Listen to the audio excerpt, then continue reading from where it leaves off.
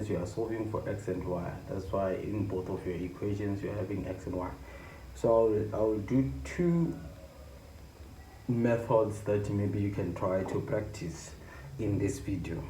I hope they get to be understandable. So once you are given these two equations, you must state to say that this is equation 1 and this is equation 2. So you're having equation 1 and equation 2. So when you make equation 3, the easiest way to do this one so that you don't waste time is that you must look into which variable is not having a coefficient. X is having a coefficient, y is not having a coefficient. X is having a coefficient, y is not having a coefficient. So now we have y that is not having a coefficient. But between these two equations, equation 1 and equation 2, on equation 1, y is positive, and on equation 2, y is negative. So rather we take the one that which y is positive.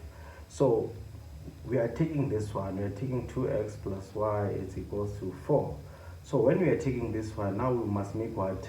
We must make y subject of the formula. So to make y subject of the formula is that we take this to the other side. So when we move 2x to the other side of the equal side, it becomes what? Negative 2x. So then y remaining. So now this becomes our equation what? Equation 3. Now we have equation 1, equation 2, and then the one that you make subject of the formula becomes what? Your equation 3.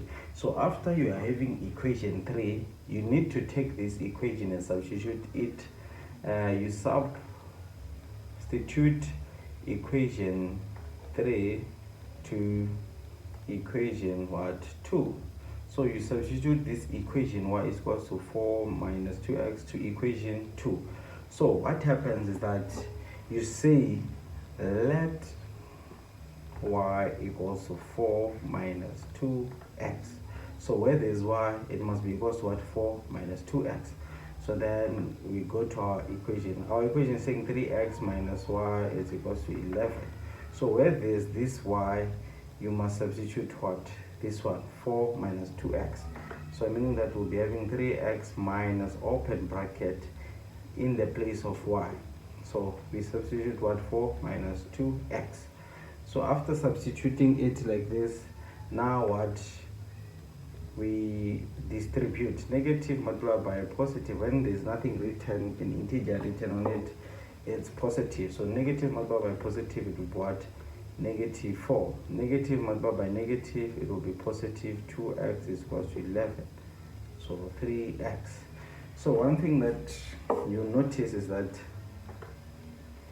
these and these are like terms because they're having on the same variable. So 3x plus 2x gives us what? 5x minus 4 equals to 11. So now we take this to the other side. So we'll be left with what? 5x is equals to 11 plus 4, which is what? 15. So 5x is equals to what? 15. So when we have 5x is equals to 15, now because there's a coefficient next to x, the coefficient next to x is 5, you divide by that coefficient.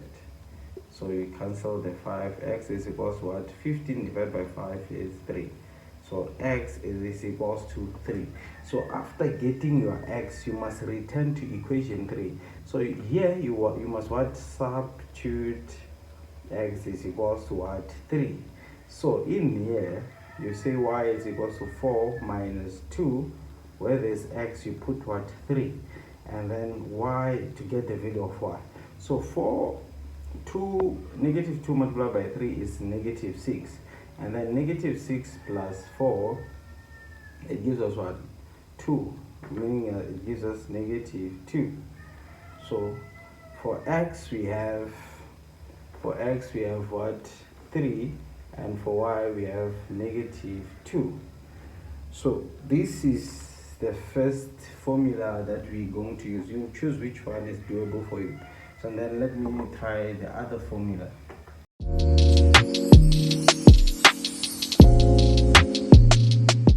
We are going to use what? Cramer's rule. So to use Cramer's rule is that we align the both equations. Will be what? 2x plus y is equals to 4. Then 3x minus y is equals to 11.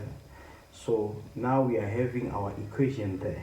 So one thing about Cramer's rule is that we need to define the change in the variable of x and y. So change will be equals to what? Variable of x and y. So every coefficient x, the coefficient of x is 2 and then it's 3. The coefficient of y is 1 and negative 1. So then you cross multiply. So 2 multiplied by negative 1 is negative 2, minus 3 multiplied by 1 is 3. So change in the variable is negative 2 minus 3, it gives us what? Negative 5. So that is our change. So this is the first step. So in this first step, after we must identify our change in x. So change in x using Cramer's rule is that here you put your constant and then here you put what? Your y values. So our constant here is what? It's 4 and 11. And then our y values is what? Is 1 and negative 1. And then you cross multiply, it equals to 4 multiplied by negative 1 is negative 4. And then 11 multiplied by 1 minus 11 multiplied by 1 is 11. Whereby change in x will be equals to negative 4 minus 11 gives us what? Negative 15. So then we must identify change in y using Cramer's as well. So here we put x and then constant. So you place all the values of x there and then you place your constant numbers and then you cross multiply. So 2 multiplied by 11 it's what? Is 22 minus, so 22 minus 3 multiplied by 4, it is 12. So now we must what? We must subtract 12 minus 22 minus 12, which gives us what? It gives us 10. So change in y becomes 10. So we have change in the variable, which is negative 5. We have change in x, which is negative 15, and change in y, which is positive 10. So to get the value of x using Cramer's is that change in x you dividing by change in the variable. So what is our change in x? It's negative 15. We divide by the change in variable, which is negative 5. And then when you divide negative 15 by negative 5, you get positive 3. So the value of x is positive 3. So to get the value of y, you say change in y over change. So our change in y here is what? It is 10 divided by our change, it is negative 5, whereby positive divided by negative is negative, then 10 divided by 5 is 2, so y is 2. So one thing that you notice here is that these values, they correspond with the first formula. So you can either choose to use this formula or the first